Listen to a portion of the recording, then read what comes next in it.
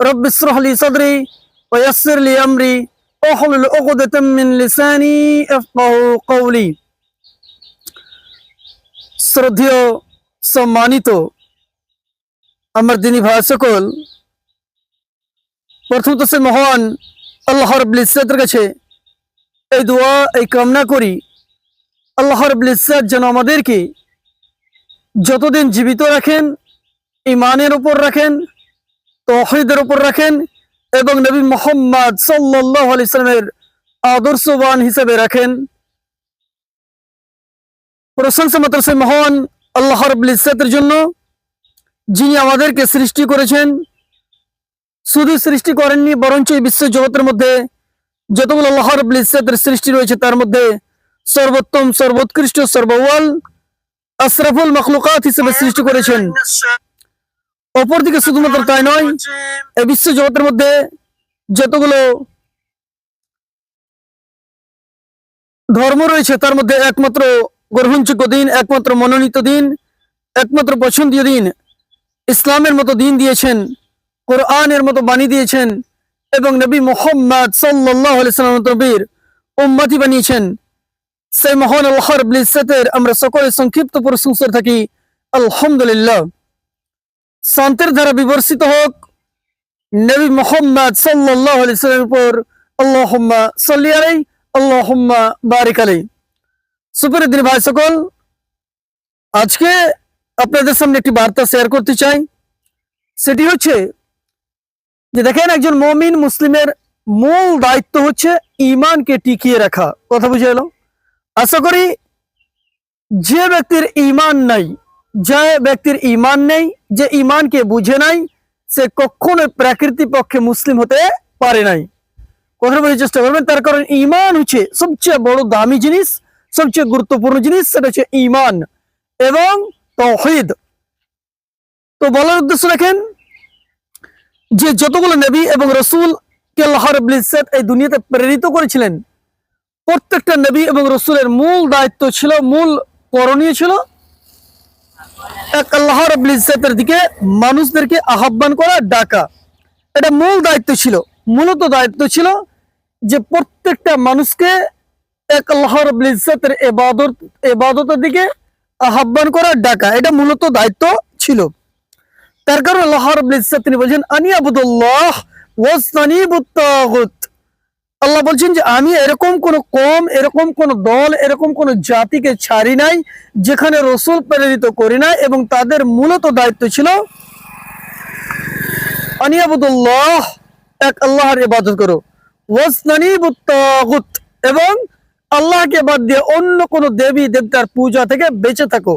এটা নবী এবং রাসূলদের মূলত দায়িত্ব ছিল। সুপ্রিয় দিনী ভাই সকল, আমার বলার উদ্দেশ্য দেখেন, যখন একজন ব্যক্তি, একজন মুসলিম, একজন অমুসলিম ভাই যখন ইসলাম গ্রহণ করে, প্রথমত তাকে কালিমায়ে শাহাদা পাঠ করানো হয়।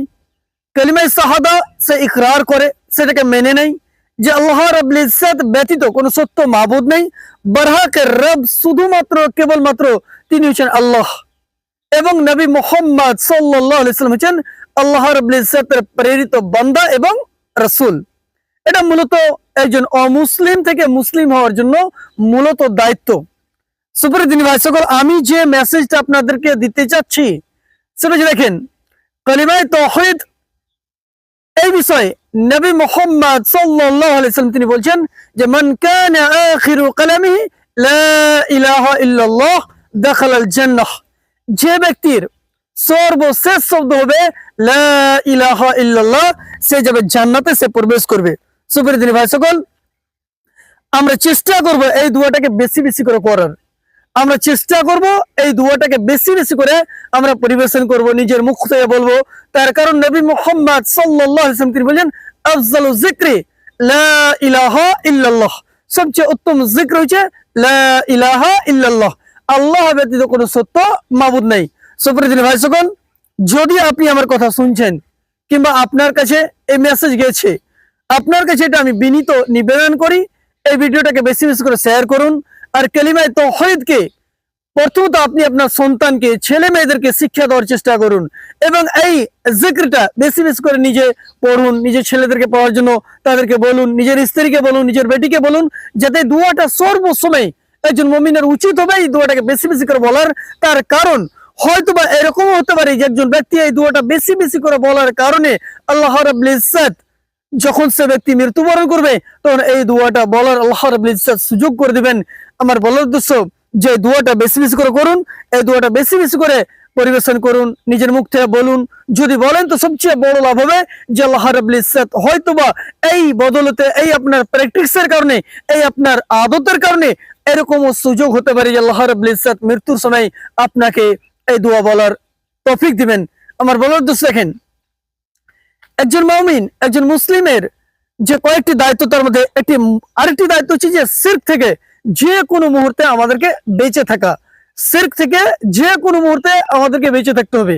তার কারণ শিরক এমনই একটা বিষয় যে মুমিনদের জন্য বিশেষ হবে এটা একটা ঘাতক এবং বিশাল বড় ক্ষতির কারণ। তার কারণ শিরক যদি কোনো ব্যক্তির জীবনে থেকে যায় এবং সে শিরকের অবস্থায় মারা যায়, তবে এটা জেনে রাখুন যে সে কখনোই জান্নাত যেতে পারে নাই। হ্যাঁ, হয়তো বা অন্য কোনো গুনাহ খাতা রয়েছে, সে গুনাহের সঙ্গে জড়িত কিছু পাপ করেছে, সেটা যদি আল্লাহ রাব্বুল ইজ্জত চান তাহলে অবশ্যই সেটা ক্ষমা করে দিবেন, তবে শিরকের গুনাহকে আল্লাহ রাব্বুল ইজ্জত ক্ষমা করবেন নাই।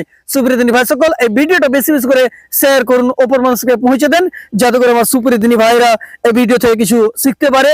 এবং আমি শেষ মুহূর্তে বলি যে দেখেন, এই দোয়াটা বেশি বেশি করে জিকিরটাকে সর্বসময় বলার চেষ্টা করুন, সর্বসময় জিকিরটাকে পরিবেশন করার চেষ্টা করুন, যাতে আপনার মুখের একটা যে কোনো যেমন খাবার আপনার মুখে বারবার যায়, যখন আপনার কোনো খাবার টেস্টিং আপনার জন্য হয়, সেটা বারবার খেতে ইচ্ছে করে, সেই মতো এই দোয়াটাকে, জিকিরটাকে বেশি বেশি করে পরিবেশন করুন, বলার চেষ্টা করুন। আল্লাহ রাব্বুল ইজ্জতের কাছে দোয়া করি আল্লাহ রাব্বুল ইজ্জত যেন আমাদের সকলকেই জান্নাতি হিসেবে কবুল করেন, আমিন। এবং আল্লাহ রাব্বুল ইজ্জত যেন আমাদের মৃত্যু ঘটান এই কালিমায়ে তাওহীদের মাধ্যমে, এই কালিমায়ে তাইয়্যিবার মাধ্যমে, যে লা ইলাহা ইল্লাল্লাহ এই শব্দ দিয়ে আমরা এই দুনিয়া থেকে বিদায় হতে পারি।